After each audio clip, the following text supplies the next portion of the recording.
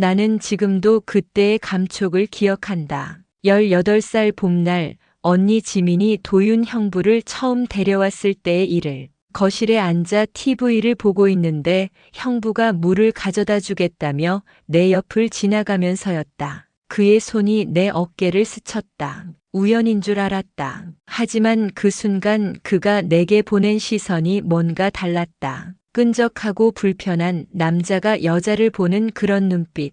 우리 집은 오래된 다세대 주택 2층에 있었다. 좁은 복도와 삐걱거리는 마룻바닥, 낡은 보일러 소리가 끊임없이 들리는 그런 집이었다. 언니 방과 내 방 사이에는 얇은 벽 하나만 있어서 웬만한 소리는 다 들렸다. 그래서 나는 더욱 조심스러워질 수밖에 없었다. 형부가 우리 집에 자주 오기 시작하면서부터 말이다. 처음엔 정말 사소한 것들이었다. 부엌에서 설거지를 하고 있을 때 형부가 물컵을 가져다 주겠다며 다가와서는 내 옆구리를 슬쩍 건드렸다. 죄송해요, 지수야. 좁아서 부딪혔네. 그렇게 말하면서도 그의 손은 필요 이상으로 오래 머물렀다. 나는 어색하게 웃으며 괜찮다고 했지만 온몸이 소름 돋았다. 언니는 그런 내 기색을 전혀 눈치채지 못했다. 아니, 못했다기보다는 사랑에 눈이 멀어 있었다고 하는 게 맞을 것이다. 지수야, 도윤 오빠 어때?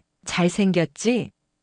언니가 행복해하는 모습을 보면서 나는 아무 말도 할 수 없었다. 어떻게 말하겠는가? 언니의 남자친구가 나를 이상하게 본다고? 그건 언니의 행복을 깨트리는 일이었다. 시간이 지날수록 형부의 행동은 더욱 노골적이 됐다. 언니가 화장실에 간 사이 혹은 잠깐 마트에 나간 사이에 형부는 기회를 노렸다. 지수야, 이거 좀 내려줄래? 높은 곳에 있는 물건을 가리키며 내가 의자에 올라가도록 유도했다. 그리고 내가 의자에서 내려올 때 허리를 잡는 척하며 손이 엉덩이까지 내려왔다. 형부. 내가 소리치면 그는 당황한 척 손을 뗐다. 미안. 넘어질까봐 잡은 건데. 그러면서도 그의 눈에는 미안함보다는 흥미로운 것을 발견한 듯한 빛이 있었다. 마치 내가 어떤 반응을 보일지 재미있어 하는 것 같았다. 나는 그런 형부가 너무 무서웠다. 더 심해진 건 언니와 형부가 결혼을 발표한 후였다. 형부는 이제 우리 가족이 될 거라며 더욱 대담해졌다. 어느 날 언니가 야근으로 늦는다고 했을 때 형부가 혼자 우리 집에 왔다. 지민이 못 온다고 해서 대신 왔어. 어머니 안 계시지? 엄마는 시장에 가셨다고 했더니 형부의 눈이 반짝였다. 그럼 우리 둘이 저녁 준비해 볼까? 형부가 부엌으로 들어오면서 말했다. 좁은 부엌에서 나는 냉장고에서 반찬을 꺼내고 있었는데 형부가 뒤에서 다가왔다. 뭐 도와줄까? 그의 몸이 내 등에 바짝 붙었다. 숨결이 목덜미에 닿았고 손이 내 허리를 감쌌다. 형부 뭐 하세요? 내가 몸을 돌리려 하자 그가 더 꽉 안았다. 지수야, 너 예뻐졌네. 형부의 목소리가 낮고 거칠었다. 형부 놓아주세요. 나는 몸부림쳤지만 그는 더 세게 잡았다. 한 손은 내 가슴을 향해 올라왔다. 조용히 해. 언니는 모르는 게 좋을 거야. 그때 현관문이 열리는 소리가 들렸다. 엄마가 돌아오신 것이다. 형부는 재빨리 손을 떼며 자연스럽게 물컵을 들었다. 어머니 오셨어요? 형부가 아무 일도 없었다는 듯 인사했다. 나는 다리가 후들거려서 벽에 기댔다. 심장이 터질 것 같았다. 지수야, 왜 그래? 아픈 거야? 엄마가 걱정스럽게 물었다. 아니에요, 괜찮아요. 하지만 전혀 괜찮지 않았다. 형부가 내게 한 짓을 어떻게 설명할 수 있겠는가? 그날부터 나는 언니를 볼 때마다 죄책감에 시달렸다. 언니는 결혼 준비로 바쁜 와중에도 나를 신경 써주었다. 지수야, 신랑 동생들이랑도 친해져야 해. 우리 이제 한 가족이잖아. 한 가족. 그 말이 나에게는 저주처럼 들렸다. 형부와 한 가족이 된다는 것, 앞으로도 계속 그를 마주쳐야 한다는 것이 끔찍했다. 결혼식 날 나는 신부 들러리를 서야 했다. 하늘색 드레스를 입고 언니 옆에 서 있는 내 모습이 거울에 비쳤다. 겉으로는 웃고 있었지만 속으로는 울고 있었다. 형부가 언니에게 반지를 끼워주는 모습을 보면서 속이 메스꺼웠다. 저 손이 나를 만졌다는 생각에 지수야, 왜 그렇게 우울해 보여? 언니 결혼하는 게 그렇게 아쉬워? 친척들이 농담처럼 말했지만 나는 웃을 수가 없었다. 피로연에서 형부가 나에게 다가와 속삭였다. 지수야, 이제 정말 가족이네. 자주 놀러와. 그 말에서 나는 위협을 느꼈다. 언니의 신혼집은 새 아파트 단지에 있었다. 깔끔하고 현대적인 32평짜리 아파트였다. 언니가 이사한 후 나를 자주 초대했다. 지수야, 와서 구경해봐. 신혼집이 어때? 가고 싶지 않았지만 거절할 이유를 찾을 수 없었다. 언니의 집에 가면 형부가 항상 있었다. 언니가 부엌 일을 할 때 형부는 거실에서 나와 단둘이 남는 상황을 만들었다. 지수야, 여기 앉아봐. 형부가 소파를 톡톡 치며 말했다. 나는 가능한 한 멀리 앉으려 했지만 그는 내 옆으로 바짝 붙어 앉았다. 대학 생활 어때? 평범한 질문이었지만 그의 손이 내 무릎에 올려졌다. 재미있어요. 나는 몸을 움츠렸다. 남자친구는 있고? 없어요. 그럼 형부가 소개해 줄까? 그러면서 손이 내 허벅지로 올라왔다. 형부, 그만해 주세요. 나는 작은 목소리로 말했다. 뭘 그만해? 이런 거요. 이런 게 뭔데? 형부가 동생 걱정하는 거잖아. 그는 뻔뻔하게 대답하면서도 손은 계속 움직였다. 그때 부엌에서 언니의 웃음소리가 들렸다. 도윤아, 지수한테 뭐라고 해? 둘이 재미있게 얘기하는 것 같네. 응, 지수가 너무 예뻐져서 깜짝 놀랐다고 했어. 형부가 큰 소리로 대답했다. 그러면서 내게는 작은 소리로 속삭였다. 조용히 해. 누나한테 말하면 누나만 상처받을 거야. 나는 그 순간 얼음물을 뒤집어 쓴 것 같았다. 형부가 확신하고 있었다. 내가 절대 언니에게 말하지 못할 거라고. 그 후로 나는 언니의 집에 가는 것을 피했다. 요즘 과제가 많아서 동아리 활동이 바빠서 온갖 핑계를 댔다. 언니는 서운해했다. 지수야, 요즘 나 피하는 것 같은데 왜 그래?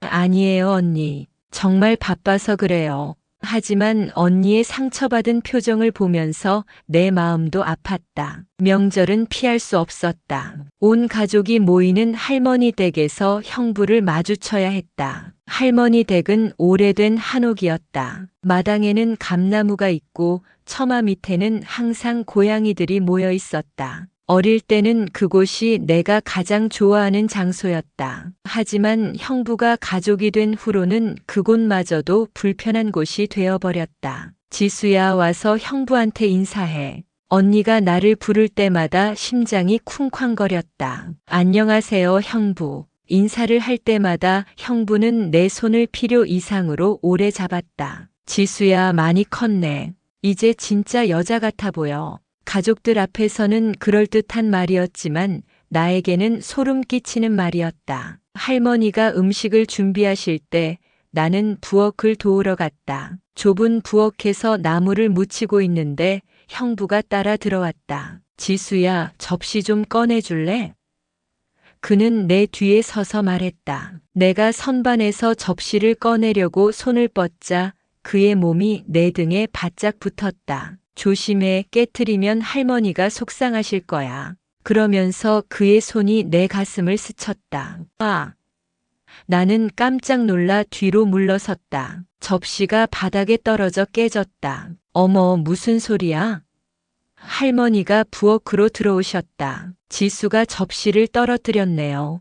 형부가 태연하게 말했다. 괜찮아, 괜찮아. 다칠 뻔했네. 할머니가 내 손을 확인하시면서 말씀하셨다. 하지만 나는 다른 곳이 다쳤다고 말할 수 없었다. 내 마음이 다쳤다고, 내 자존감이 산산조각 났다고. 그날 저녁 온 가족이 거실에 모여 앉아 TV를 보고 있을 때였다. 나는 할머니 옆에 앉아 있었는데 형부가 내 반대편에 앉았다. 언니는 부엌에서 차를 우리고 있었다. 형부가 발을 뻗으면서 내 다리를 건드렸다. 처음엔 우연인 줄 알았는데 계속 문지르기 시작했다. 나는 다리를 움츠렸지만 그는 포기하지 않았다. 할머니와 엄마는 TV에 집중하고 계셨고 아빠는 졸고 계셨다. 형부는 그 틈을 타서 더욱 대담해졌다. 발가락으로 내 종아리를 쓰다듬기 시작했다. 나는 견딜 수 없어서 화장실에 가겠다고 일어났다. 하지만 복도에서 형부가 나를 따라왔다.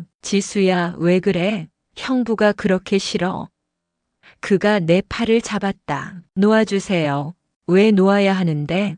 우리 가족인데. 그의 손이 점점 세게 조였다. 가족이라고 해서 이러면 안 되잖아요. 이런 게 뭔데? 형부가 예쁜 동생한테 애정 표현하는 거야. 애정 표현? 이게 애정 표현이라고. 형부, 제발 그만해 주세요. 나는 울먹이며 말했다. 울면 더 예뻐지네. 형부가 내 뺨을 만졌다. 지수야, 형부 마음 알지? 처음 봤을 때부터 너를. 그때 화장실 문이 열렸다. 작은 사촌 동생이 나왔다. 형부는 재빨리 손을 떼며 자연스럽게 행동했다. 지수야, 감기 조심해. 요즘 독감이 돈다더라. 그날 밤 집에 돌아와서 나는 샤워를 했다. 뜨거운 물로 온몸을 문질렀지만 형부의 손길이 지워지지 않았다. 거울 속 내 모습을 보면서 눈물이 났다. 나는 더러워진 것 같았다. 아무 잘못도 하지 않았는데 왜 이런 기분이 드는지 모르겠었다. 언니와의 거리는 점점 멀어졌다. 언니가 전화를 해도 짧게 끊었고 만나자고 해도 바쁘다고 핑계를 댔다. 지수야, 요즘 왜 이래? 예전엔 우리 친했잖아. 언니가 서운해했다. 언니도 바쁘고 저도 바빠서 그래요. 결혼한다고 동생을 소홀히 하는 거 아니야. 나는 언제나 지수가 제일 소중해. 언니의 말에 마음이 더욱 아팠다. 언니는 정말로 나를 사랑하고 있었다. 하지만 나는 그 사랑을 받을 자격이 없는 것 같았다. 언니의 남편을 유혹하는 나쁜 여자 같은 기분이 들었다. 비록 내가 원한 일이 아니었지만 어쨌든 일어난 일이었으니까. 대학교 2학년이 되면서 나는 가능한 한 집에 있지 않으려 했다. 도서관에서 밤늦게까지 공부하고 친구들과 어울리며 시간을 보냈다. 하지만 피할 수 없는 순간들은 계속 찾아왔다. 할아버지 제사, 할머니 생신, 언니의 첫 임신 소식을 알리는 자리 등등. 언니가 임신했다는 소식을 들었을 때 나는 복잡한 감정에 휩싸였다. 기쁘면서도 두려웠다. 형부가 아이의 아버지가 된다는 것이 믿어지지 않았다. 저런 사람이 어떻게 아이를 키울 수 있을까? 지수야, 고모가 되는 거야. 기쁘지? 언니가 환하게 웃으며 말했다. 네, 축하해요, 언니. 하지만 내 미소는 진짜가 아니었다. 임신 중인 언니를 보살피기 위해 나는 종종 언니네 집에 가야 했다. 언니가 입덧으로 고생할 때 형부는 나에게 연락했다. 지수야, 지민이가 힘들어하는데 좀 와줄 수 있어? 거절하고 싶었지만 임신한 언니가 걱정돼서 갔다. 언니는 침실에서 쉬고 있었고 나는 거실에서 청소를 하고 있었다. 형부가 다가와서 말했다. 고마워, 지수야. 내가 없었으면 어쩔 뻔했어. 그러면서 내 어깨에 손을 올렸다. 형부 됐어요. 왜? 형부가 고마움을 표현하는 건데. 그의 손이 어깨에서 등으로, 등에서 허리로 내려왔다. 그만해주세요. 나는 그의 손을 뿌리쳤다. 지수야, 왜 그래? 형부를 그렇게 싫어해? 싫어하는 게 아니라, 그럼 뭔데? 형부가 내 앞에 바짝 다가섰다. 형부가 너를 좋아한다는 거 알지? 좋아한다. 이게 좋아하는 거라고. 형부, 언니가 임신 중이에요. 그게 뭔 상관이야? 나는 지수 너를 좋아하는 거야. 그때 침실에서 언니의 목소리가 들렸다. 여보, 물 좀 가져다 줄래? 형부는 재빨리 부엌으로 갔다. 나는 그 자리에 주저앉았다. 다리에 힘이 없었다. 이런 상황이 언제까지 계속될까? 나는 언니에게 말해야 할까? 하지만 임신 중인 언니에게 이런 충격적인 말을 할 수는 없었다. 언니가 출산한 후에도 상황은 나아지지 않았다. 오히려 더 악화됐다. 조카 할인이를 보러 산후조리원에 갔을 때 형부가 내게 말했다. 지수야, 할인이 어때? 예쁘지? 네, 정말 예뻐요. 너도 빨리 결혼해서 아이 낳아. 형부가 예쁜 조카 하나 더 봤으면 좋겠어. 그러면서 내 손을 잡았다. 형부가 신랑감도 소개해줄까? 아니에요. 괜찮아요. 나는 손을 빼려 했지만 그는 놓아주지 않았다. 왜? 형부 소개는 믿을 수 없어? 그런 게 아니라, 그럼 뭔데? 그가 내 손을 쓰다듬기 시작했다. 지수야, 형부는 너를 정말 아끼거든. 아낀다는 것과 이런 행동은 다른 건데. 몇 년이 지나면서 나는 형부를 피하는 기술을 익혔다. 가족 모임이 있을 때는 친구들과 약속을 만들어서 빠지거나 늦게 가서 일찍 오거나 했다. 하지만 완전히 피할 수는 없었다. 그리고 그때마다 형부는 기회를 놓치지 않았다. 특히 기억에 남는 건 언니의 첫 번째 결혼 기념일 파티였다. 언니가 정성스럽게 음식을 준비하고 가족들을 초대했다. 나도 어쩔 수 없이 참석해야 했다. 파티가 한창일 때 형부가 나에게 와인을 따라주겠다고 했다. 지수야, 이제 성인이니까 와인 좀 마셔봐. 나는 술을 잘 못 마신다고 했지만 형부는 억지로 따라주었다. 한 잔, 두 잔. 어느새 나는 어지러워지기 시작했다. 지수야, 좀 쉬어. 침실에서 잠깐 누워있어. 형부가 나를 언니의 침실로 데려갔다. 침대에 누우자 천장이 빙빙 돌았다. 형부, 저 괜찮아요. 거실로 가요. 조금 더 쉬어. 언니도 손님들 상대하느라 바쁘고. 형부가 침대 옆에 앉았다. 그리고 내 이마에 손을 댔다. 열이 있네. 없어요. 있어. 확인해 봐야지. 그의 손이 내 목, 어깨로 내려왔다. 형부, 그만해요. 왜? 아픈지 확인하는 거야. 그의 손이 점점 아래로 내려왔다. 나는 몸을 움츠렸지만 어지러워서 제대로 저항할 수 없었다. 지수야, 괜찮아. 형부니까. 괜찮지 않았다. 전혀 괜찮지 않았다. 그때 문이 열렸다. 여보, 지수 어디? 언니가 우리를 보고 어리둥절해했다. 지수가 취해서 좀 쉬고 있어. 형부가 자연스럽게 일어나며 말했다. 지수야, 괜찮아? 언니가 다가왔다. 네, 언니. 조금 어지러워서요. 그럼 더 쉬어. 내가 이불 덮어줄게. 언니가 나를 돌보는 동안 형부는 문 앞에 서서 우리를 바라봤다. 그의 눈에는 아쉬움과 화가 섞여 있었다. 마치 방해받은 것에 대한 분노 같은 것이. 그 후로 나는 아예 가족 모임을 피하기 시작했다. 아파서요, 시험 기간이라서요, 알바를 해야 해서요, 온갖 핑계를 댔다. 언니는 점점 서운해했다. 지수야, 요즘 너무 바쁜 거 아니야? 가족이 우선이지. 가족이 우선이라는 말이 나에게는 독화살 같았다. 그 가족 안에 형부가 있는데 어떻게 우선이라고 할 수 있겠는가? 대학교 4학년이 되어서야 나는 집을 떠날 수 있었다. 취업과 동시에 원룸을 얻어서 독립했다. 언니는 많이 아쉬워했다. 지수야, 왜 혼자 살려고 해? 집에서 다녀도 되잖아. 독립하고 싶어요, 언니. 그래도 자주 놀러와. 할인이도 고모를 보고 싶어 할 거야. 나는 연애도 제대로 하지 못했다. 남자들이 다가와도 자꾸 형부가 떠올랐다. 그들의 손길이 형부의 그것과 겹쳐 보였다. 지수야, 왜 그렇게 예민해?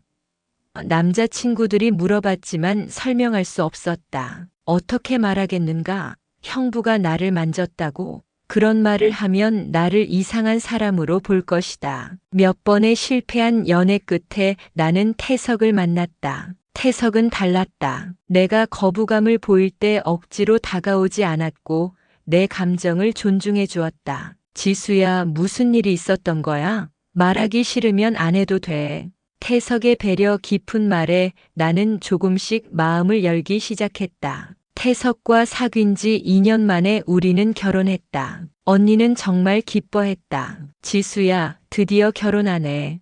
태석 오빠 정말 좋은 사람 같아. 결혼식 날 형부도 왔다. 그는 내게 다가와서 말했다. 지수야, 축하해. 이제 정말 어른이 되었네. 그러면서 내 손을 잡고 악수를 청했다. 하지만 그 악수는 평범하지 않았다. 손바닥으로 내 손등을 쓰다듬었다. 고마워요, 형부. 나는 재빨리 손을 뺐다. 결혼식 날인데도 형부는 변하지 않았다. 이제 나는 결혼한 여자인데도 여전히 그런 식으로 대했다. 태석이 그 모습을 봤는지 내게 물었다. 지수야, 형부랑 사이가 안 좋아? 아니야. 그냥 조금 어색해서. 신혼 초기에는 행복했다. 태석은 정말 좋은 남편이었고 나를 조심스럽게 대해주었다. 태석 덕분에 나는 남자에 대한 두려움을 조금씩 극복할 수 있었다. 하지만 가족 모임만큼은 여전히 피하고 싶었다. 지수야, 가족이 그립지 않아? 태석이 물었다. 가끔요. 하지만 우리끼리 있는 게 좋아요. 결혼 3년 차에 나는 할인이를 임신했다. 딸이라는 걸 알았을 때 기뻤지만 한편으로는 걱정도 됐다. 딸을 어떻게 키워야 할까? 나처럼 상처받지 않게 하려면 태석은 내 걱정을 눈치채고 말했다. 지수야, 우리 딸은 행복하게 키우자. 누구에게도 상처받지 않게. 할인이가 태어났을 때 온 가족이 병원에 왔다. 언니도 형부도. 형부가 할인이를 보면서 말했다. 지수 딸이네. 지수를 닮아서 예쁘겠어. 그 말이 나에게는 섬뜩하게 들렸다. 설마 할인이에게도? 그런 끔찍한 생각이 머릿속을 스쳤다. 제발 아니길. 나는 속으로 간절히 빌었다. 할인이가 자라면서 나는 형부와의 접촉을 최대한 차단했다. 가족 모임에 갈 때는 항상 태석과 함께 갔고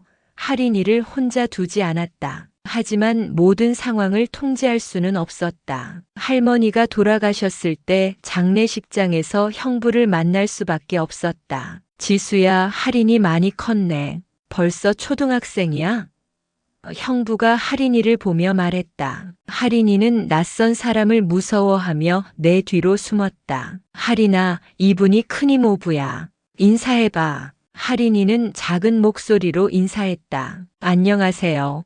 어머, 목소리도 예쁘네. 할인아, 이모부가 사탕 줄까? 형부가 주머니에서 사탕을 꺼내며 할인이에게 다가갔다. 할인이는 더욱 내 뒤로 숨었다. 엄마, 무서워. 할인이의 직감이 나를 놀라게 했다. 아이들은 순수해서 사람의 본성을 꿰뚫어 본다고 했는데 할인이도 형부의 이상함을 느낀 것 같았다. 할인아, 왜 무서워해? 이모부가 무섭게 생겼나?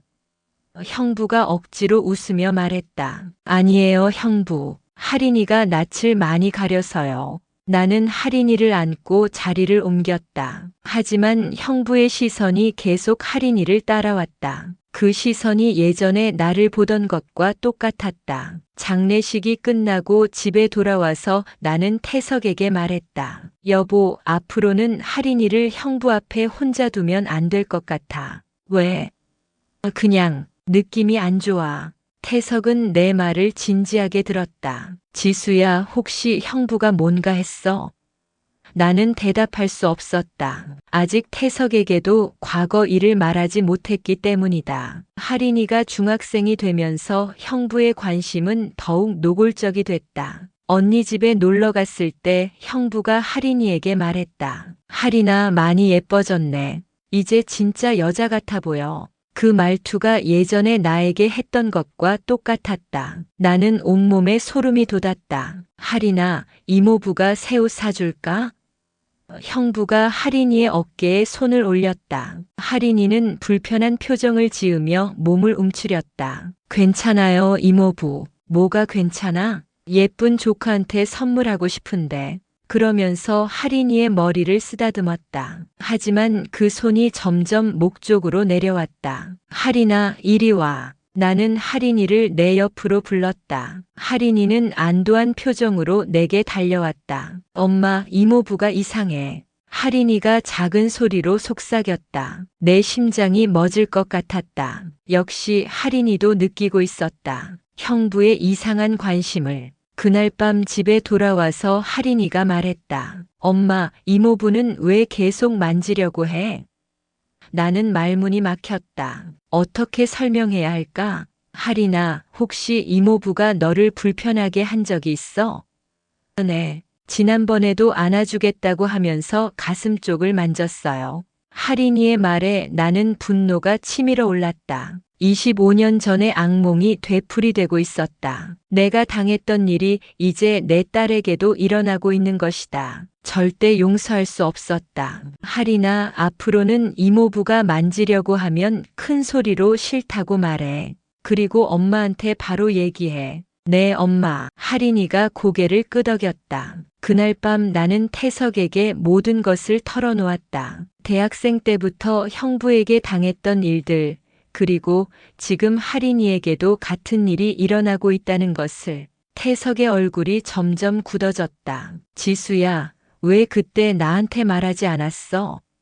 미안해. 말하기가 너무 어려웠어. 그 자식이 감히. 태석이 주먹을 쥐었다. 여보, 진정해. 화내면 안 돼. 화내면 안 돼. 내 아내와 딸을 그런 식으로 대했는데.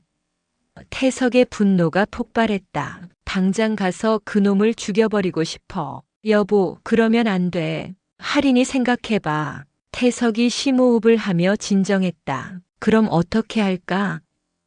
일단 증거를 모아야 해. 그리고 법적으로 대응하자. 증거. 형부가 다른 사람들에게도 그런 짓을 했을 수도 있어. 조사해보자. 태석이 고개를 끄덕였다. 알겠어. 내가 도와줄게. 다음 날부터 우리는 형부에 대해 조사하기 시작했다. 태석의 지인 중에 사설 탐정이 있어서 그에게 도움을 요청했다. 강도윤이라는 사람에 대해 알아봐 주세요. 특히 여성 관련 사건이나 성추행 전력이 있는지. 탐정은 일주일 후 충격적인 자료를 가져왔다. 이 사람 과거에 직장에서 성추행으로 고발당한 적이 여러 번 있네요. 하지만 모두 합의로 끝났어요. 돈으로 해결한 것 같습니다. 탐정이 보여준 자료에는 형부의 추악한 과거가 가득했다. 대학 시절 후배 성추행, 직장에서의 여직원 추행, 심지어 헬스장에서도 문제를 일으킨 적이 있었다. 이 정도면 상습범이네요. 태석이 자료를 보며 이를 갈았다. 네, 그런데 모두 돈으로 무마시켰어요. 피해자들이 약자들이라 제대로 싸우지 못한 것 같습니다. 탐정의 말에 나는 분노했다. 나처럼 침묵하며 고통받은 여자들이 더 있었던 것이다. 그때 하린이가 학교에서 돌아왔다. 엄마, 오늘 큰이모가 우리 집에 온대. 언니가 온다고? 왜?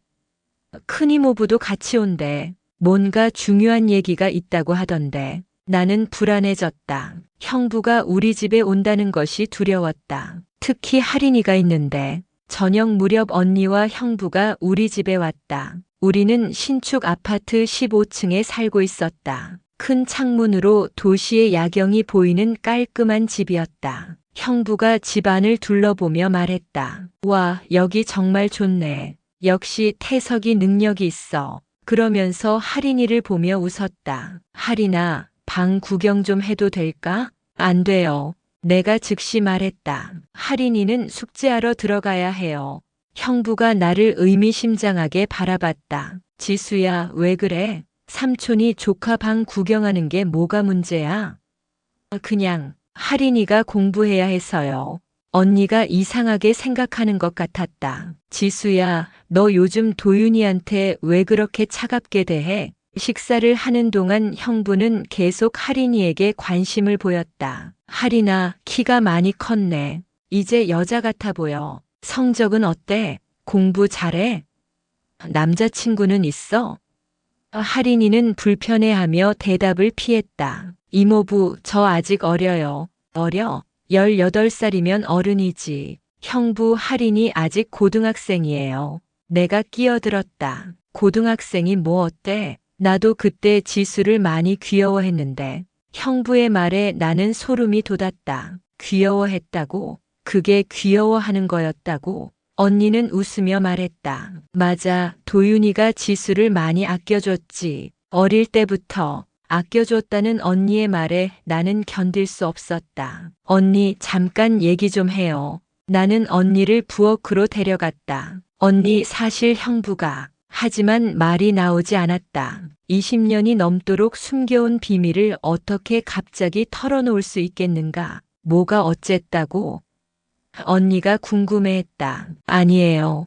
그냥 형부가 할인이를 너무 관심 있게 보는 것 같아서. 그게 뭐 문제야? 조카를 귀여워하는 건 당연하잖아. 언니는 내 걱정을 이해하지 못했다. 지수야, 너 요즘 예민한 거 아니야? 갱년기엔 아직 이르지만, 갱년기, 내가 예민한 거라고. 나는 할 말을 잃었다. 언니에게는 형부가 완벽한 남편이었다. 자상하고 성실하며 가족을 사랑하는 남편. 그런 언니에게 형부의 실체를 어떻게 말할 수 있겠는가? 그날 밤 형부와 언니가 돌아간 후 할인이가 내게 말했다. 엄마, 이모부가 계속 쳐다봐서 무서웠어. 뭐라고?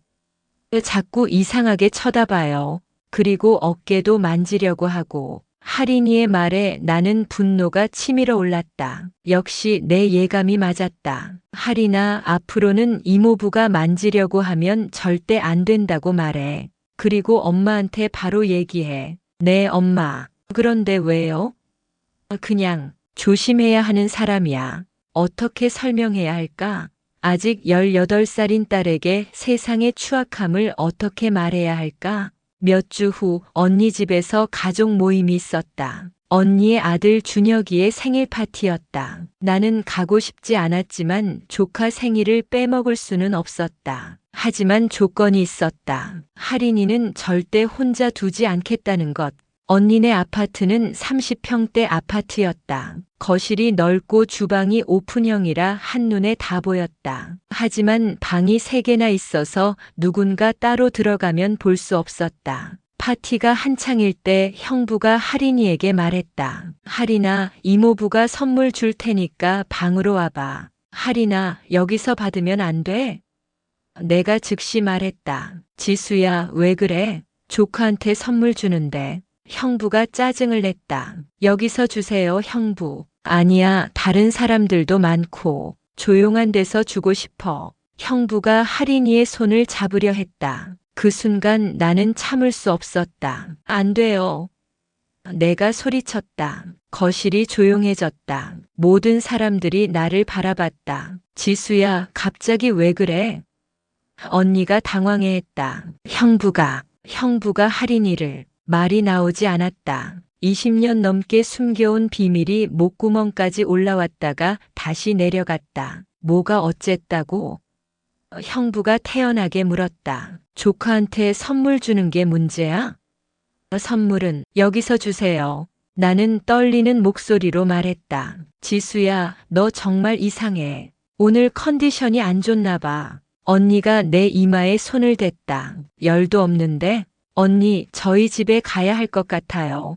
벌써? 아직 케이크도 안 잘랐는데. 할인이가 숙제가 있다고 해서요. 나는 핑계를 대며 자리를 떴다. 할인이도 안도한 표정으로 따라왔다. 형부는 끝까지 우리를 배웅하며 말했다. 할인아, 다음에 꼭 선물 줄게. 약속해? 집에 돌아와서 나는 할인이와 긴 대화를 했다. 할인아, 엄마가 물어보는 건 비밀로 해줘. 네, 엄마. 이모부가 너를 만진 적이 몇 번이나 있어? 할인이가 손가락으로 세기 시작했다. 많이요. 안아준다고 하면서 이상한 데를 만지고 머리 쓰다듬는다고 하면서 목을 만지고 할인이의 말을 듣는 내 마음이 찢어지는 것 같았다. 내가 당했던 일이 그대로 반복되고 있었다. 할인아, 그럴 때 기분이 어땠어? 무서웠어요. 그리고 더러운 기분이었어요. 더러운 기분. 바로 내가 느꼈던 감정이었다. 그날 밤 나는 잠을 이룰 수 없었다. 옆에서 자고 있는 태석을 흔들어 깨웠다. 여보, 잠깐 얘기해요. 태석이 눈을 비비며 일어났다. 뭐야, 지수야? 형부 일이요. 저 더 이상 참을 수 없어요. 그럼 어떻게 할까? 복수하고 싶어요. 제대로. 태석의 눈이 번뜩였다. 어떤 복수? 형부가 지금까지 숨겨온 모든 것들을 세상에 알리고 싶어요. 그리고 다시는 아무 여자아이도 건드릴 수 없게 만들고 싶어요. 지수야, 여보, 저는 20년 넘게 이 비밀을 혼자 안고 살았어요. 이제는 할인이까지 위험해요. 더 이상 참을 수 없어요. 태석이 내 손을 잡았다. 알겠어. 내가 도와줄게. 하지만 조심스럽게 해야 해. 함부로 움직이면 오히려 우리가 위험해질 수 있어. 어떻게 하면 될까요? 일단 증거를 더 확실하게 모으자. 그리고 법무법인에 상담받아보자. 언니한테는 언제 말해야 할까요? 그게 가장 어려운 부분이겠네. 태석이 한숨을 쉬었다. 언니가 충격받을 거야. 알아요. 하지만 더 이상 미룰 수는 없어요. 나는 결심했다. 20년 넘게 지켜온 침묵을 깨트리기로. 할인이를 지키기 위해서라면 모든 것을 감수하겠다고. 다음 날 나는 할인이를 데리고 상담센터에 갔다. 성폭력 상담소였다. 상담사 선생님이 할인이와 나를 따로 면담했다. 할인이야, 무서운 일은 없었니? 네, 이모부가 자꾸 만져요. 할인이가 솔직하게 말했다. 상담사가 자세히 물어보자 할인이는 더 많은 것들을 털어놓았다. 이모부가 안아준다고 하면서 가슴을 눌러요. 그리고 뽀뽀도 하려고 해요. 상담사의 표정이 심각해졌다. 언제부터 그랬니? 기억 안 나요. 어릴 때부터요. 어릴 때부터? 나는 충격받았다. 형부가 할인이가 어릴 때부터 그런 짓을 했다는 말인가? 상담이 끝난 후 상담사가 나에게 말했다. 지수님, 이건 명백한 성추행이에요.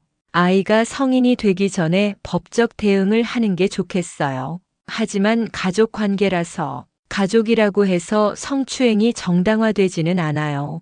오히려 더 악질적이죠. 상담사의 말에 나는 용기를 얻었다. 집에 돌아와서 태석과 대책을 논의했다. 여보, 이제 언니한테 말해야 할 때가 온 것 같아요. 지수야, 정말 괜찮겠어?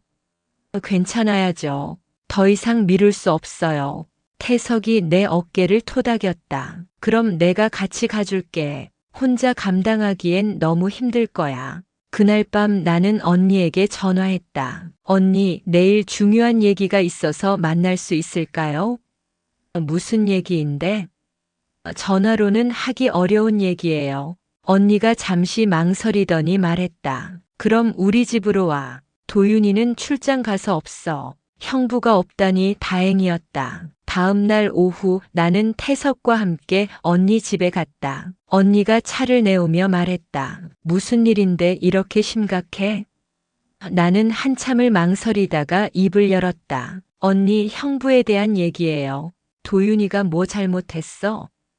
언니, 듣고 충격받지 말고 끝까지 들어줘요. 나는 20년 넘게 숨겨왔던 모든 것을 쏟아냈다. 대학생 때부터 당했던 성추행, 침묵할 수밖에 없었던 이유, 그리고 지금 할인이에게도 같은 일이 일어나고 있다는 것.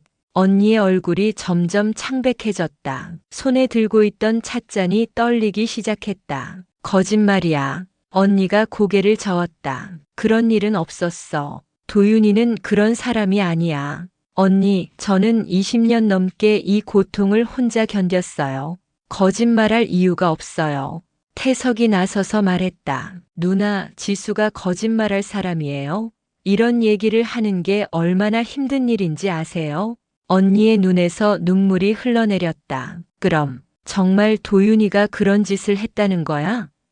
네, 언니. 그리고 지금은 할인이에게까지. 내 말에 언니가 비명을 질렀다. 안 돼. 할인이는 안 돼. 언니가 소파에 주저앉았다. 내가 뭘 한 거야? 내가 그런 사람을 집에 데려온 거야? 언니 잘못이 아니에요. 내가 언니 옆에 앉았다. 형부가 언니한테는 다른 모습을 보였을 거예요. 그럼 나는 20년 동안 뭘 한 거야? 언니가 자책했다. 동생이 그런 고통을 받고 있는데 모르고 있었다니. 언니, 저도 말하지 못한 제 잘못이에요. 아니야. 잘못은 도윤이가 한 거야.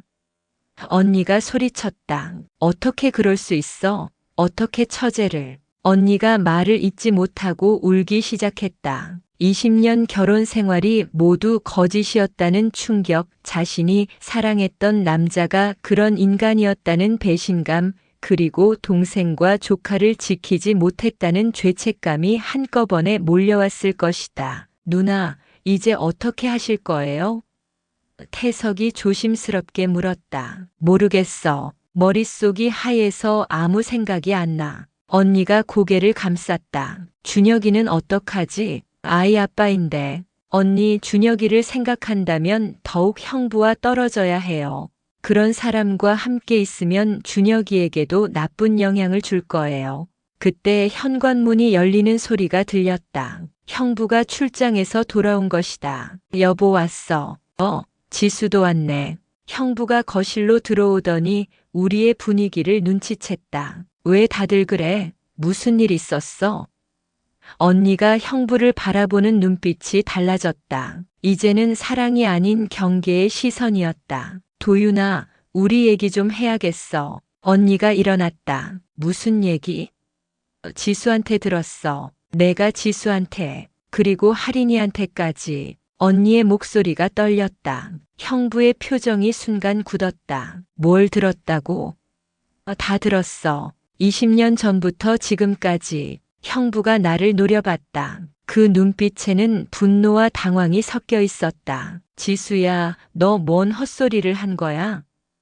헛소리가 아니에요, 형부. 나는 더 이상 두렵지 않았다. 진실을 말하고 나니 오히려 후련했다. 형부가 저한테 한 모든 짓을 언니한테 말했어요. 야, 너. 형부가 나에게 달려들려 했다. 하지만 태석이 막아섰다. 형부 진정하세요. 진정하라고? 이 여자가 우리 가정을 망치려고 하는데? 형부가 소리쳤다. 망치는 건 형부예요. 내가 맞받아쳤다. 20년 동안 저를 괴롭힌 건 형부잖아요. 괴롭혔다고? 나는 널 귀여워한 거야. 귀여워한다는 게 가슴 만지고 엉덩이 만지는 거예요? 야, 이 여자가 지금. 형부가 또 달려들려 했지만 언니가 막았다. 그만해, 도윤아. 언니의 목소리가 날카로웠다. 정말 그런 짓을 한 거야? 여보, 그건. 형부가 변명하려 했지만 언니가 끊었다. 대답해. 지수한테 그런 짓을 했냐고. 형부의 얼굴이 새빨갛게 됐다. 그게 뭐 대수라고. 대수가 아니라고. 언니가 소리쳤다. 내 동생을 성추행한 게 대수가 아니라고. 성추행이라니. 그냥 친근하게 한 거야. 친근하게. 언니가 비웃었다. 처제 가슴 만지는 게 친근한 거야? 형부가 말문이 막혔다. 그리고 하린이는 내 조카한테도 그런 짓을 했어? 하린이는 아니야. 그냥 귀여워해서. 거짓말하지 마. 언니가 형부의 뺨을 때렸다. 찰싹 소리가 아파트 안에 울렸다. 20년이야, 20년. 내가 그런 사람과 20년을 살았다니. 언니가 주저앉으며 울기 시작했다. 지수야, 미안해. 정말 미안해. 언니가 그런 사람을 집에 데려온 거야. 언니 잘못 아니에요. 내가 언니를 안았다. 20년 만에 처음으로 언니와 진짜 가까워진 기분이었다. 더 이상 비밀이 없으니까. 지수야, 나도 피해자야. 형부가 소리쳤다. 너 때문에 내 가정이 망가지고 있어. 형부가 망가뜨린 거예요. 나도 소리쳤다. 20년 동안 저를 괴롭히고 이제는 제 딸까지. 나간다가. 형부가 현관으로 향했다. 도윤아, 어디가? 언니가 물었다. 집 나간다. 이런 집에서 못 살겠어.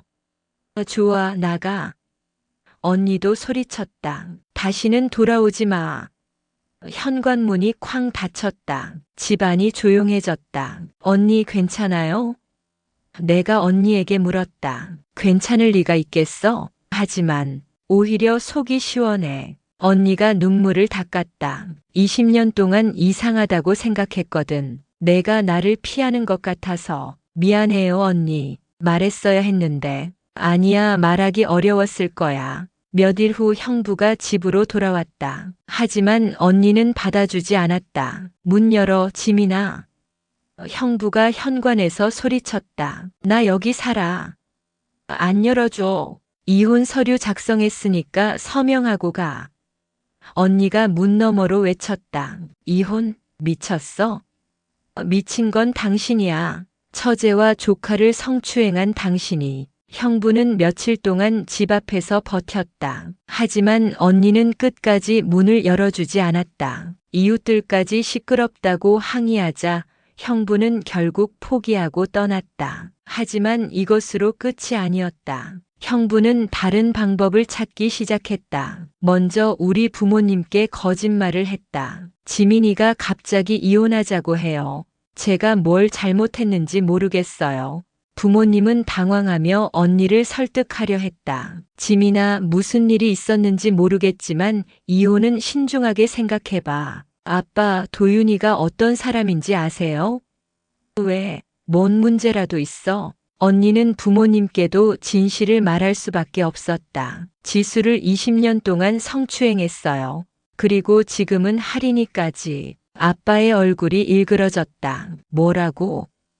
정말이에요, 아빠. 지수가 모든 걸 털어놨어요. 엄마는 충격으로 말도 못했다. 우리 지수가 그런 일을. 가족들이 모두 진실을 알게 되자 형부는 더욱 절망적이 됐다. 그는 나에게 직접 전화를 걸어왔다. 지수야, 만나자. 만날 거 없어요. 제발 한 번만. 오해를 풀고 싶어. 오해가 아니에요. 사실이에요. 지수야, 내가 원하는 게 뭐야? 돈이야? 돈? 나를 돈으로 해결하려고? 형부, 저는 돈이 필요한 게 아니에요. 사과가 필요해요. 진심 어린 사과가. 사과? 내가 뭘 잘못했다고? 아직도 자신의 잘못을 인정하지 않고 있었다. 그럼 끝까지 가보죠. 나는 전화를 끊었다. 더 이상 형부와 대화할 것이 없었다. 나는 과거 형부에게 피해를 당한 다른 여성들을 찾기 시작했다. 사설 탐정의 도움으로 몇 명을 연락할 수 있었다. 그들도 모두 나와 비슷한 경험을 했었다. 저도 그 사람 때문에 정말 힘들었어요. 회사를 그만둘 수밖에 없었어요. 소송을 걸려고 했는데 돈으로 무마시키더라고요. 우리는 함께 법무법인을 찾아갔다. 변호사가 우리의 증언을 들은 후 말했다. 충분히 승소 가능성이 있어 보입니다. 상습적 성추행에 미성년자까지 포함되어 있으니까요. 어떻게 진행하면 될까요? 일단 정식으로 고발장을 접수하고 피해자들의 증언을 모아야 합니다. 고발장을 접수한 다음 날 형부가 우리 집 앞에 나타났다. 아파트 경비실에서 연락이 왔다. 15층 지수님, 도윤이라는 분이 올라가겠다고 하는데요. 올라오지 못하게 해주세요. 알겠습니다. 하지만 형부는 포기하지 않았다. 아파트 주차장에서 기다리고 있다가 내가 나올 때를 노렸다. 지수야. 형부가 내게 달려왔다. 왜 이래? 왜 나를 이렇게 몰아세워? 형부가 먼저 저를 몰아세웠잖아요. 내가 언제? 20년 동안이요. 형부의 얼굴이 일그러졌다. 너 하나 때문에 내 인생이 망가지고 있어. 제 인생은 생각해봤어요? 내 인생? 너는 내가 돌봐줬잖아. 형부가 소리쳤다. 돌봐준다는 게 성추행이었어요? 성추행이 아니야. 나는 널 좋아했던 거야. 좋아했다고? 20년이 지난 지금도 여전히 자신의 행동을 정당화하고 있었다. 형부, 그게 사랑이라고 생각해요? 사랑이야. 내가 지수 너를 얼마나. 그만해요. 내가 소리쳤다. 그건 사랑이 아니에요. 일방적인 욕망이에요. 주변 사람들이 우리를 쳐다보기 시작했다. 형부가 당황해서 목소리를 낮췄다. 지수야, 여기서 이러지 말고 조용한 데서 얘기하자. 얘기할 거 없어요. 법정에서 봐요. 법정? 형부가 깜짝 놀랐다. 너 나를 고발했어? 네, 그리고 다른 피해자들도 함께요. 형부의 얼굴이 창백해졌다. 지수야, 제발. 나는 가정이 있어. 준혁이도 있고, 저도 가정이 있어요. 할인이도 있고요. 할인이는 내가 해치지 않을게. 약속할게. 형부 너무 늦었어요. 나는 돌아서려 했다. 하지만 형부가 내 팔을 잡았다. 지수야, 제발 한 번만 기회를 줘. 내가 정신과 치료라도 받을게. 놓아주세요. 안 놓아. 내가 다 잃을 수는 없어. 형부의 목소리가 점점 커졌다. 그때 경비 아저씨가 달려왔다. 여기서 뭐 하시는 거예요? 아, 죄송합니다. 형부가 재빨리 내 팔을 놓았다. 가족끼리 얘기하다가 목소리가 커졌네요. 가족이 아니에요. 내가 분명하게 말했다. 이 사람 출입금지 시켜주세요. 지수야.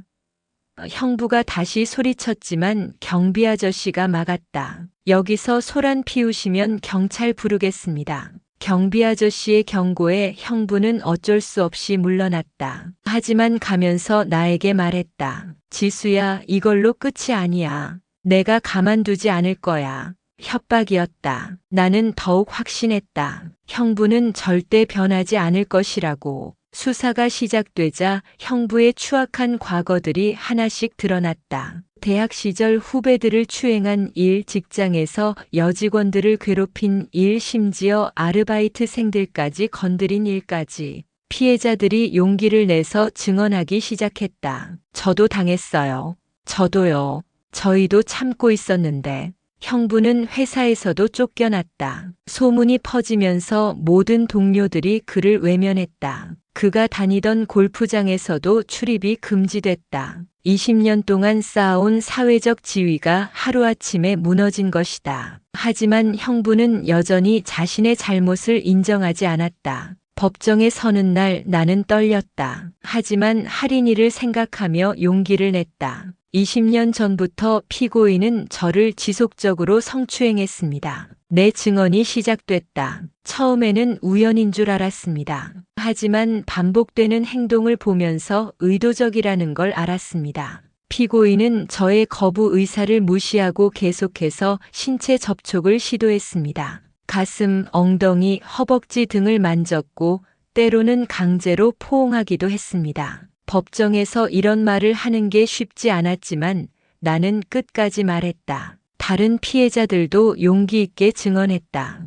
형부는 끝까지 부인했다. 저는 그런 의도가 없었습니다. 단순한 친근감의 표현이었습니다. 하지만 여러 피해자들의 일관된 증언 앞에서 그의 변명은 설득력이 없었다. 판사도 형부의 행동을 심각하게 봤다. 피고인의 행위는 상습적이고 계획적인 성추행으로 판단됩니다. 1심에서 형부는 실형을 선고받았다. 3년의 징역과 80시간의 성폭력 치료 프로그램 수강, 그리고 신상정보 공개까지. 형부는 항소하겠다고 했지만 변호사도 어려울 거라고 했다. 증거와 증언이 너무 명확했기 때문이다. 판결이 나온 후 언니가 나에게 말했다. 지수야, 정말 고마워. 용기 내줘서. 저야말로 고마워요, 언니. 믿어주셔서. 앞으로는 우리 더 자주 보자. 20년 동안 멀어진 시간을 되찾아야지. 네, 언니. 나는 진심으로 웃을 수 있었다. 할인이도 변했다. 예전보다 밝아졌고 자신감도 생겼다. 엄마, 이제 이모부 안 봐도 되는 거죠? 그래, 다시는 안 봐도 돼. 다행이에요. 정말 무서웠거든요. 할인이가 내게 안겼다. 엄마가 지켜줘서 고마워요. 형부가 감옥에 간 후 우리 가족은 평화를 되찾았다. 언니는 이혼 후 힘들어했지만 점점 회복했다. 지수야, 나 이제야 진짜로 자유로워진 기분이야. 언니도 많이 힘드셨을 거예요. 힘들긴 했지만 후회 안 해. 내가 그런 사람과 계속 살았다면 더 큰 피해자가 생겼을 거야. 준혁이는 처음에는 아빠가 없어진 것을 이해하지 못했다. 하지만 언니가 조심스럽게 설명해주자 받아들였다. 엄마, 아빠가 나쁜 일을 한 거예요? 아, 그래, 준혁아. 하지만 너는 나쁘지 않아. 너는 엄마의 소중한 아들이야. 준혁이는 고개를 끄덕였다. 엄마, 저는 아빠 같은 사람이 되지 않을 거예요. 몇 년이 지난 지금 나는 가끔 과거를 돌아본다. 만약 그때 용기를 내서 언니에게 말했다면 어땠을까? 하지만 후회하지는 않는다. 그때는 그때만의 상황이 있었고 지금은 지금의 선택이 있다. 중요한 건 더 이상 침묵하지 않는다는 것이다. 하린이는 이제 대학생이 됐다. 밝고 자신감 있는 아이로 자랐다. 엄마, 제가 커서 변호사가 될 거예요. 왜? 저 같은 피해자들을 도와주고 싶어요. 하린이의 말에 나는 뿌듯했다. 내 딸은 피해자로 남지 않고 다른 사람들을 도울 수 있는 사람으로 자라고 있었다. 언니도 새로운 삶을 찾았다. 늦은 나이에 대학원에 진학해서 상담학을 공부하고 있다. 지수야, 나도 성폭력 피해자들을 상담해주고 싶어. 좋은 생각이에요, 언니. 우리가 당한 일이 헛되지 않게 하고 싶어. 언니의 말에 나는 고개를 끄덕였다. 형부는 감옥에서 나온 후에도 우리에게 접근하려 했다. 하지만 접근 금지 명령이 내려져 있어서 가까이 올 수 없었다. 그는 결국 다른 지역으로 이사했고 우리는 더 이상 그의 소식을 듣지 않는다. 가끔 뉴스에서 성범죄자 신상정보 공개 명단에 그의 이름이 나올 때가 있지만 이제는 두렵지 않다. 지난주에 하린이가 말했다. 엄마, 저 남자친구 사귀려고 해요. 어머, 우리 하린이가 벌써? 네, 착한 사람이에요. 소개해 줄게요. 하린이가 환하게 웃었다. 엄마처럼 좋은 사람을 만났어요. 하린이가 자연스럽게 연애를 할 수 있다는 게 나는 너무 다행이었다. 하린아, 그 사람이 너를 존중해 주니? 네, 엄마. 제가 싫다고 하면 절대 억지로 하지 않아요. 하린이의 말에 나는 안도했다. 내 딸은 나와 달랐다. 자신의 감정을 솔직하게 표현할 줄 알고 거부할 줄도 알았다. 그게 가장 중요한 것이었다. 태석과 나는 여전히 행복하게 살고 있다. 형부 일이 있은 후 오히려 우리 관계는 더 깊어졌다. 지수야, 그때 나한테 말해줘서 고마워. 여보야말로 믿어주고 도와줘서 고마워. 태석의 변함없는 사랑 덕분에 나는 과거의 상처를 완전히 치유할 수 있었다. 이제 나는 내 과거를 부끄러워하지 않는다. 피해자라는 것이 부끄러운 일이 아니라는 걸 알았다. 잘못한 건 가해자이지 피해자가 아니다. 그리고 침묵하는 것이 미덕이 아니라는 것도 배웠다. 때로는 말해야 할 때가 있고 싸워야 할 때가 있다. 가족 모임도 이제는 편하다. 형부가 없으니까. 언니와도 예전보다 더 가까워졌다. 서로에게 비밀이 없어서 더 진솔한 대화를 할 수 있게 됐다. 지수야, 내가 그때 눈치채지 못해서 정말 미안해. 언니, 이제 그런 얘기 하지 마요. 모든 게 끝났어요. 어제는 하린이가 여자친구들과 함께 집에 왔다. 아이들이 거실에서 수다를 떨고 있는 소리를 들으며 나는 미소 지었다. 평범하고 행복한 일상. 이것이 내가 그토록 원했던 것이었다. 더 이상 누군가를 두려워하지 않고 내 딸을 지킬 수 있는 힘이 있는 일상. 밤에 하린이와 단둘이 있을 때 하린이가 말했다. 엄마, 저는 엄마를 정말 존경해요. 왜? 용기가 있어서요. 저를 지키기 위해서 어려운 선택을 하셨잖아요. 하린아, 그건 당연한 거야. 엄마는 널 지킬 의무가 있어. 저도 나중에 엄마처럼 강한 사람이 될 거예요. 강한 사람. 나는 정말 강해진 걸까? 20년 넘게 침묵했던 내가. 하지만 지금 돌이켜보니 그 침묵조차도 나름의 방식으로 버텨온 것이었다. 그리고 결국에는 진실을 말할 용기를 찾았다. 그게 진짜 강함인 것 같다. 오늘 아침 신문을 보다가 성폭력 관련 기사를 봤다. 또 다른 가해자가 처벌받았다는 내용이었다. 예전 같으면 그냥 넘겼을 텐데 이제는 다르다. 한 사람의 용기가 또 다른 용기를 만든다는 생각이 든다. 내가 목소리를 낸 것이 다른 누군가에게 힘이 됐을 수도 있다. 여보, 뭐 보고 있어?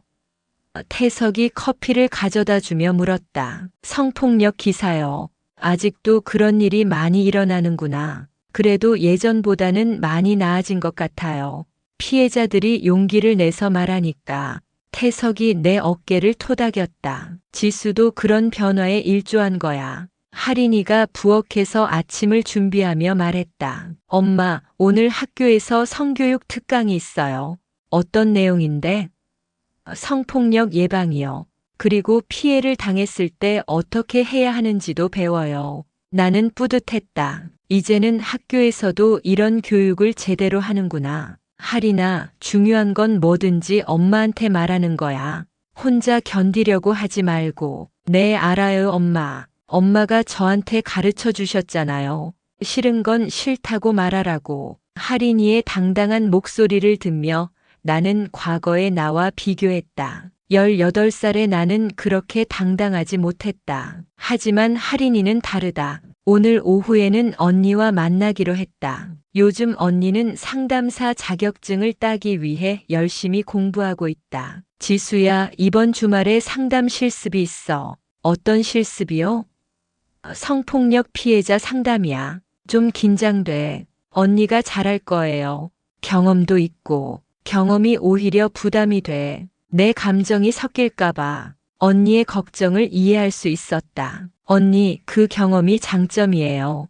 피해자의 마음을 정말로 이해할 수 있잖아요. 그렇게 생각해도 될까? 당연하죠. 같은 아픔을 겪은 사람이 해주는 위로가 더 진심으로 느껴질 거예요.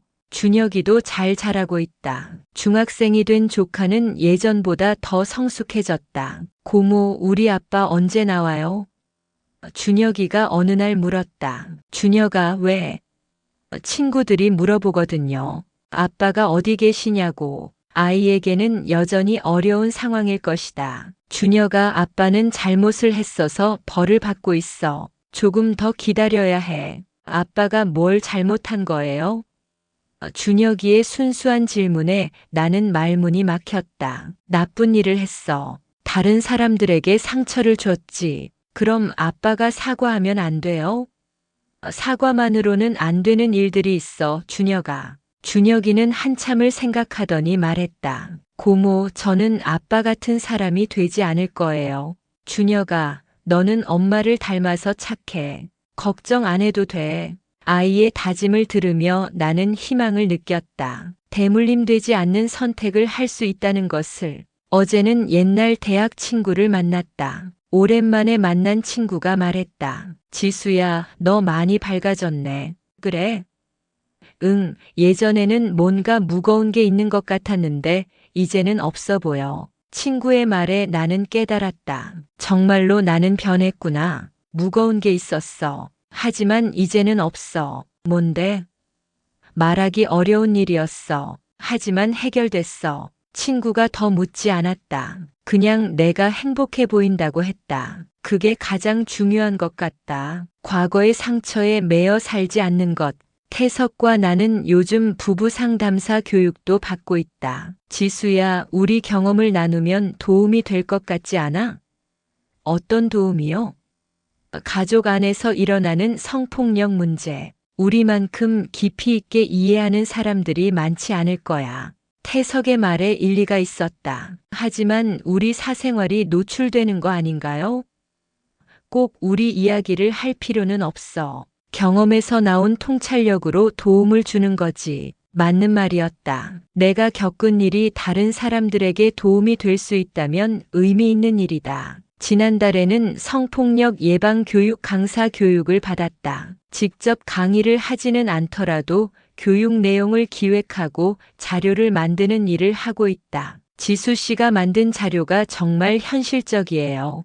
동료가 말했다. 실제 경험에서 나온 내용이라 그런 것 같아요. 물론 힘들 때도 있다. 비슷한 사례를 접할 때마다 과거가 떠오른다. 하지만 이제는 그런 감정을 다룰 줄 안다. 혼자 견디지 않고 태석이나 언니, 때로는 전문 상담사와 이야기한다. 상처를 숨기는 것보다 드러내고 치유하는 게 낫다는 걸 배웠다. 할인이는 대학에서 여성학을 부전공하기로 했다. 엄마, 저도 여성의 인권에 관심이 생겼어요. 좋은 생각이야. 엄마처럼 강한 여자가 되고 싶어요. 할인이의 말에 나는 눈물이 났다. 내가 딸에게 보여준 모습이 나쁘지 않았구나. 할인아, 엄마가 강하다고 생각해?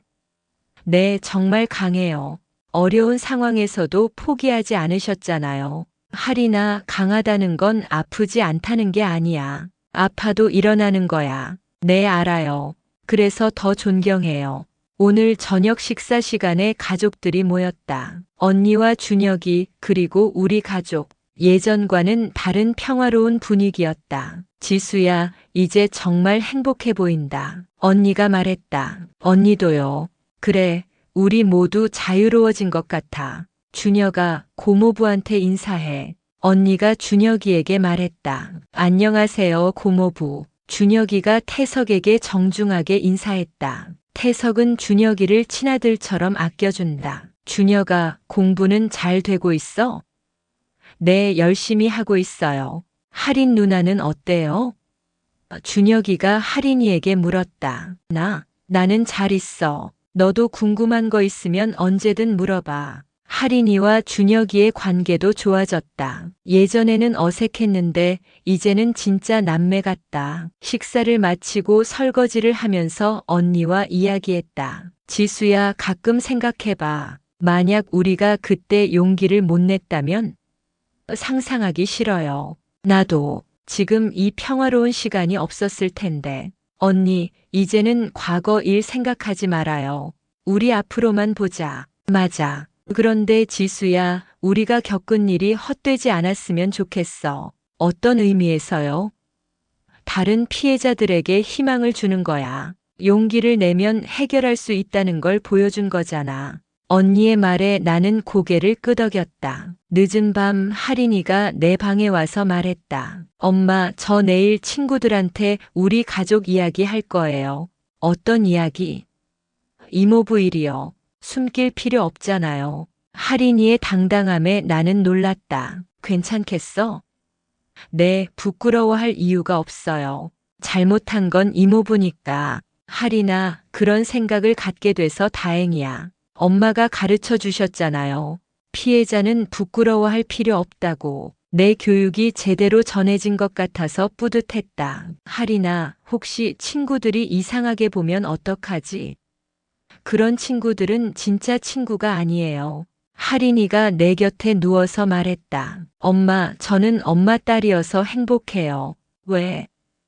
용기 있고 강한 사람의 딸이니까요. 하린아, 그리고 저도 그런 사람이 되고 싶어요. 딸의 말에 나는 감동했다. 내가 보여준 모습이 딸에게 좋은 영향을 준 것 같다. 며칠 후 하린이가 학교에서 돌아와 말했다. 엄마, 친구들이 엄마를 존경한다고 해요.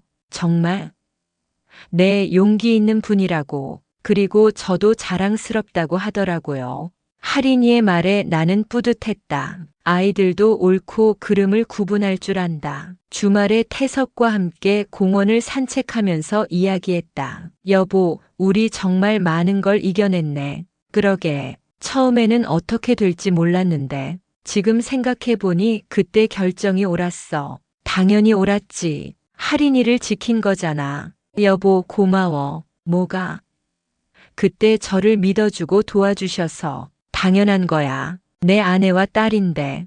태석의 변함없는 사랑이 나에게는 가장 큰 힘이었다. 앞으로도 잘 부탁해. 나도. 공원 벤치에 앉아서 지나가는 사람들을 보면서 생각했다. 저들 중에도 나 같은 상황에 있는 사람들이 있을까?